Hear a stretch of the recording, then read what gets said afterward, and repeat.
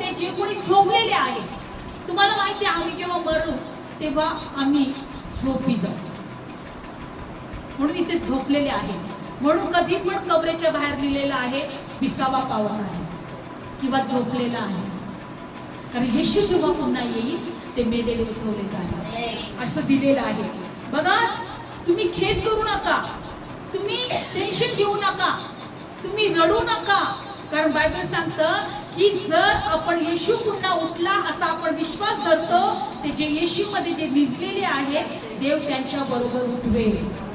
येशू जेव्हा येईल ते पण उठवले जातील, पण तोपर्यंत ते झोपी जाणार आहे. Praise Lord. आणि म्हणून बायबल सांगतं की जेव्हा प्रभू येशू पुन्हा येईल तेव्हा काय होईल बघा, 17 वचन. मग आपण जे जिवंत राहणारे आपण त्याच्या बरोबर अंतराळात प्रभूला भेटण्यासाठी ढगामध्ये वर घेतले जाऊ, तसेच प्रभू जवळ सर्वदा राहू.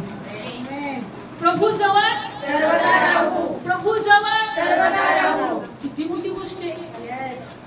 Praise Lord. म्हणून लक्षात ठेवा, तुमच्या जीवनात त्रास असतील, शैतान तुम्हाला छळत असेल, तुम्हाला विश्वासात कमजोर करत असेल, तुम्हाला विश्वासामधून डगमगत असेल, तुमच्या जीवनातले अनेक काही तुमच्या जीवनातले त्रासामुळे दुःखामुळे काही असेल, कदाचित तुम्हाला वाटेल की आता विश्वास करू का नको, विश्वास करून काही उपयोग नाही, पण शेवटपर्यंत विश्वासात राहा. कारण आम्ही जेव्हा येशू येऊ, जरी मेलो तरी पुन्हा उठणार आणि त्याच्या बरोबर सर्वदा राहणार.